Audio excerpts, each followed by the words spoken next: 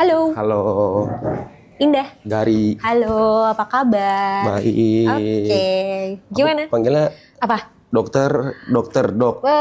Ada panggilan lain selain dok? Kakak. Nah, itu Oke, kakak. itu kayak lebih nyaman sih. Oke. Oke, gimana how's your day today?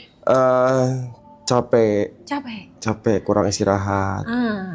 Physically or emotionally? Physically and emotionally, Oke. both. Oke.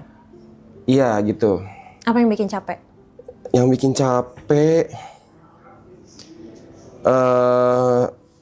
kurang tidur sih karena kemarin abis dari Bali, terus kayak langsung flight balik langsung ke sini, gitu. Oke. Capek, physically capek. Iya. Memang nggak ada kesempatan untuk istirahat dulu atau gimana? Ada sih, ada. Cuman emang, ya gitu deh kak. Iya, capek aja ya. Capek aja. Tapi fine kok, fine. Oke. Karena aku baru pertama kali ke berkonsultasi Doing dengan, this. doing Oke. this kayak gini ya. Kayak gitu tuh biasa apa sih yang keresahan gitu atau kayak? Sebenarnya tergantung apa yang memang ada beberapa yang datang ya karena memang pengen nanya sesuatu yang mungkin jadi pertanyaannya selama ini, atau ada yang datang ya karena memang there's something yang memang mereka lagi rasain, either itu mereka mau dapetin alternatif solusi, insight, input, or even ya emang cuma pengen cerita aja, gitu. So dari kamu ada yang mau diceritain atau ada sesuatu yang memang mau ditanyakan? Ada. Apa tuh? Saya suka nggak sadar kalau misalnya aku tuh orangnya suka marah dan bicara dengan nada tinggi. Kamu tidak sadar melakukan itu? Tapi setelah ngelakukan itu jadi sadar, kayak oh nggak boleh gitu. Oke. Di momen apa kamu menyadari bahwa kok gue ngelakuin itu ya tadi? Di momen ada sejak temen ada yang kasih tahu gitu yang kayak maksudnya kayak tapi lu sering marah-marah tahu gitu. Kayak gitu, kayak kadang kalau nggak ke temen, ke pasangan, ke orang tua pun kadang begitu juga. Jadi kadang kayak suka berdebat gitu loh, kayak terus nadanya tinggi gitu. Jadi kadang nggak enak buat didengar gitu. Awal mulanya berarti menyadari itu karena teman ngasih tahu. Satu itu, kedua dari penonton. Apa emang penonton bilang apa? Nada ger gitu. Kayak gitu. maksudnya kayak nggak enak didengar gitu. Oke. Dan akhirnya kamu menyadari itu? Menyadari. Cuman kadang ya masih sering nyeplos gitu, kayak ke-trigger gitu, gitulah kira-kira. Kira-kira ada sesuatu secara spesifik yang biasanya nge-trigger nggak? Perdebatan sih biasanya. Oke. Atau mungkin kayak aku orangnya nggak mau terima salah gitu. Sorry, perdebatan ini spesifik antara kamu dengan seseorang atau kalau ada orang lain yang berdebat dan kamu merasa harus into, itu pun jadi bisa jadi trigger. Yang mana? Kayaknya kalau misalnya berhubungan dengan aku deh. Kalau itu berhubungan sama kamu. Iya gitu, kayak gampang kepancing. Mungkin sama sih kayak yang sebelum pasien yang sebelumnya. Kayak maksudnya kayak anger management gitu. Maksudnya kayak gampang ke-trigger, gampang emosi. Tapi ini bukan di sosmed gitu. Beda. Secara langsung? Iya, kalau misalnya kayak bacain hate comment sih enggak. Kayak komen-komen negatif itu aku nggak peduli. Iya, ini lebih ke interaksi secara langsung. Lebih ke interaksi secara langsung gitu loh. Kayak misalnya kayak apa sih itu, kayak jadi kayak maksudnya kayak apa nggak harus disampaikan dengan emosi gitu, nggak perlu dengan nada tinggi, sebenarnya bisa dengan nada yang baik aja orang juga ngerti sebenarnya gitu loh. Padahal sebenarnya aku nggak punya maksud untuk seperti itu. Iya. Oke. Tapi kadang itu muncul secara natural aja. Iya, muncul secara natural. Oke. Tapi tadi kamu sempat bilang biasanya spesifiknya kalau misalnya memang ini berkaitan sama kamu, betul. Khususnya ketika kamu ngerasa nggak sependapat gitu atau nggak setuju dengan hal itu, atau gimana? Iya, nggak setuju dengan hal itu. Oke. Apa yang kamu pikirin kalau misalnya ternyata ada orang yang mungkin nggak setuju sama pendapat kamu atau? Sebenarnya nggak masalah sih, gitu loh. Misalnya apa ya? Lagi mikir dulu contohnya apa ya? Boleh. Kayak misalnya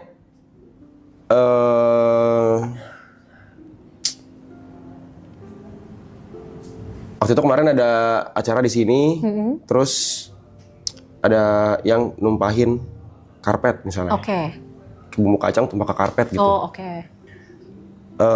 Memang nggak sengaja tuh, ya kan. Cuman karena aku orangnya suka bersih gitu, jadi kayak yaudah tuh aku langsung bersihin. Aku langsung bersihin. Tapi pas aku lagi bersihin, tiba-tiba ada yang nyuruh ke belakang. Gitu. Padahal aku lagi ngebersihin nih karpetnya nih. Dan aku nggak mau dibersihin sama orang lain karena orang lain nggak ngerti cara ngebersihinnya. Kayak gitu. Jadi aku lagi ngebersihin nih. Terus karena aku lagi ngebersihin, aku kesel nih ngebersihin, lagi ngebersihin. Terus ada yang manggil ke belakang, "Ger, ayo ke belakang, ayo." Nah, situ aku kesel. Duar gitu, kayak gitu. Padahal bisa aja sebenarnya cuma ngomong kayak bentar ya, lagi bersihin, bentar abis bersihin cabut ke belakang. Misalnya bisa aja kayak gitu. Cuman gara-gara kayak gitu jadi emosi kayak gitu. Kayak jadi nada tinggi gitu. Iya. Oke. Terus setelah akhirnya kamu nggak sengaja mengeluarkan nada tinggi itu, yang kamu lakuin apa abis itu? Mungkin orang yang ngajak ke belakang jadi kayak oke, marah nih gitu. Aku jadi lebih ke mencairkan suasana aja sih. Jadi menganggap itu kayak lebih kayak biasa aja gitu. Jadi nggak lagi marah loh gitu. Ini bukan lagi marah loh gitu. Untungnya kamu menyadari after itu bahwa kayak kayaknya harusnya tadi nggak perlu kayak gitu. Iya, betul. Ya untungnya emang proses menyadarinya tuh cepet gitu loh, nggak terlalu lama. Ya. Oke. Gary, sorry kalau boleh tahu kamu di keluarga anak keberapa? Kedua. Anak kedua. Punya adik? Kakak satu. Kakak satu. Oke. Ini kalau nyaman ya, kalau tidak nyaman untuk menjawab nggak usah. Hubungan di keluarga seperti apa? Baik. Tinggal serumah. Cuman karena di sini aja jadi pindah ke sini gitu. Masih tinggal serumah sekeluarga. Boleh mendefinisikan lebih luas nggak baiknya itu seperti apa? Kalau ada yang ulang tahun makan bareng. Terus setiap pagi pasti sarapan bareng. Karena di sini aja enggak ya gitu. Karena kan masih tinggal di rumah, pasti tiap hari makan bareng karena kan aku juga cenderung kerja di rumah. Orang tua juga dua-duanya kerja di rumah. Jadi dekat sebenarnya sama orang tua. Gitu kayak sering ngobrol, sering apa gitu. Tapi gitu yang namanya dalam rumah pasti kan ada tuh perdebatan gitu ya dalam rumah gitu kan, misalnya apa gitu loh. Pasti ada aja lah, mau hal-hal kecil lah, misalnya cuman kayak piring kotor nggak ditaruh di balik di meja di tempat cucian kayak gitu-gitu kan hal-hal yang bisa terjadi di rumah gitu. Betul. Nah, sorry aku potong. Kalau ada perdebatan kayak gitu di rumah, apa yang terjadi? Kalau udah sampai berdebat biasanya adalah aku pasti berdebat tuh. Aku pasti ikutan. Tapi aku lama-lama akhirnya aku kayak sadar aku untuk lebih diem aja. Aku bakal nyautin dulu tuh. Aku bakal nyautin dulu. Terus biasa sama mama sih. Bisa sama mama. Kalau papa pasti diem gitu. Sorry, papa berarti lebih diem? Dia kalau debat tidak menanggapi. Dia menanggapi dengan diem. Dia nggak ngomong gitu. Nah dari situ aku juga berpikir kayak, berarti kalau misalnya begini nih untuk menghentikan perdebatan, caranya diem. Dengan diem berarti perdebatan selesai. Kalau diladenin terus, lanjut terus, nggak ada habisnya gitu. Kalau kakak gimana? Kalau kakak nggak gimana sih, biasa aja sih. Laki-laki apa perempuan? Sorry. Perempuan. Kakak perempuan. Kalau dia sebenarnya lebih asik dengan dunia diri sendiri. Kayak gitu, dia kayak ada kerjaan sendiri, lebih sering di kamar, walaupun sering di rumah juga gitu. Tapi tetap masih ngumpul gitu, masih nggak ada masalah sih. Masih sering ngejalanin rutinitas keluarga bareng-bareng ya? Masih. Kayak makan bareng nih. Oke. Kamu pernah nggak, misalnya kamu lagi pengen sesuatu di keluarga kamu gitu, terus ketika kamu pengen tapi kamu belum bisa dapetin, biasanya respon kamu seperti apa? Ini dapetin ini berupa apa nih? Apapun, misalnya kamu pengen beli sesuatu. Barang atau afeksi atau... apapun, bisa barang bisa afeksi. Boleh nggak dua-duanya dijelasin? Mungkin dulu sih. Kayak waktu zaman sekolah lah, mungkin kayak 10 tahun yang lalu gitu kali ya. 10 tahun, belasan tahun yang lalu lah gitu, zaman SMP SMA gitu lah ya. Ya mungkin gara-gara kayak misalnya ngelihat temen misalnya kan di sekolah nih temen misalnya pakai kendaraan baru lah misalnya terus kayak ada rasa tuh pengen gitu misalnya, tapi orang tua nggak bisa ngasih. Tapi kalau sekarang sih udah nggak kayak gitu sih. Kita flashback di saat misalnya kamu pengen hal itu kayak tadi misalnya kendaraan, orang tua lagi nggak bisa ngasih. Nah, biasanya respon kamu gimana? Sadar diri sih. Sadar diri. Iya sih, nggak maksa sih. Nah, lebih tahu keadaan aja sih, kayak tahu keadaan dan bisa adaptasi aja. Kalau udah tahu kayak oh ya ini emang udah sadar kayak oh ini emang gue nggak mungkin bisa dapetin ini gitu. Kalau misalnya gue mau dapetin ya bukan minta dari orang tua, tapi gue dapetin sendiri gitu. Nada tinggi kamu ini terjadi juga di rumah nggak sih? Iya. Iya. Pendapat orang tua dan kakakmu gimana dengan nada tinggi kamu nih? Respon mereka gimana?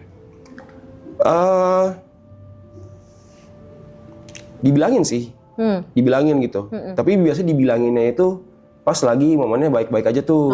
Jadi kayak misalnya lagi makan, kayak misalnya mama bilang kayak, atau enggak kayak kakak bilang kayak lu tuh suka marah-marah tahu, dia bilang kayak gitu. Sampai tapi kemarin kakakku bilang kayak, mungkin kayak mamaku juga sama gitu kali ya, mungkin kayak namanya ibu-ibu gitu kan mungkin ya. Tapi kayak kakakku tuh bilang kemarin ke aku, kayaknya love language lu sama deh kayak mama, dia bilang. Kayak apa tuh? Kayak marah-marah tuh love language lu dibilang gitu loh. Kayak sebenarnya kayak lu tuh marah-marah bukan karena lu emang pengen marah gitu, dia bilang kayak gitu. Cuman ya itu yang kakakku bilang ya. Misalkan dia mungkin sering melihat aku dan mama aku di rumah tuh berdebat hal-hal kecil bahkan gitu. Tapi ya kalau gitu aku lebih cenderung ya aku maksudnya di rumah aku tahu kan aku tinggal di rumah orang gitu kan, aku tetap masih lebih nurut gitu loh. Cuman kalau misalnya ada sesuatu yang aku anggap ini benar, tapi dianggap salah gitu, aku akan mempertahankan itu sebenarnya kayak gitu. Nggak bisa, ini harus begini gitu. Iya, I see.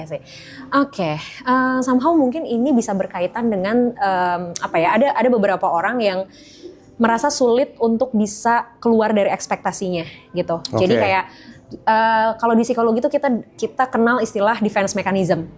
Nah, tiap orang punya defense mechanism-nya masing-masing dengan cara yang beda masing-masing.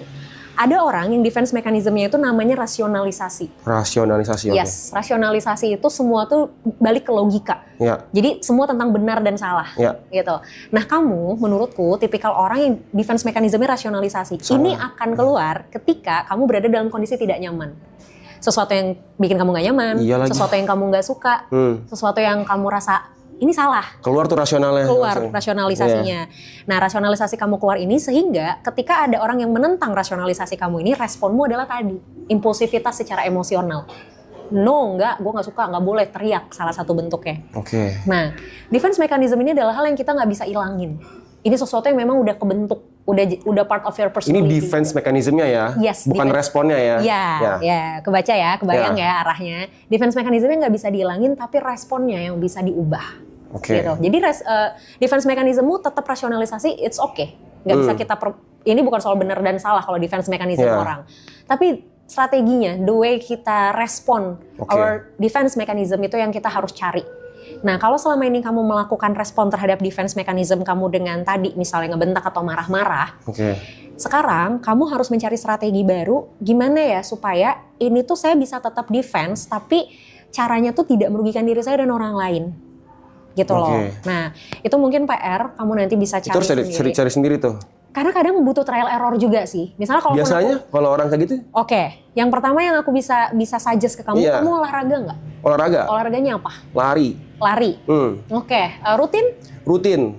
Itu sebenarnya jadi salah satu instrumen aku untuk melampiaskan emosi aku. Kalau aku boleh suggest, pilih satu lagi olahraga yang memang lebih mengeluarkan adrenalin. Karena kalau lari kan ya udah ya, maksudnya memang ya udah gitu. Olahraga bisa ngeluarin adrenalin, misal kayak entah Muay Thai atau sesuatu yang kamu bisa punch something. Gitu loh. Itu mungkin bisa jadi proses kamu regulasi emosi.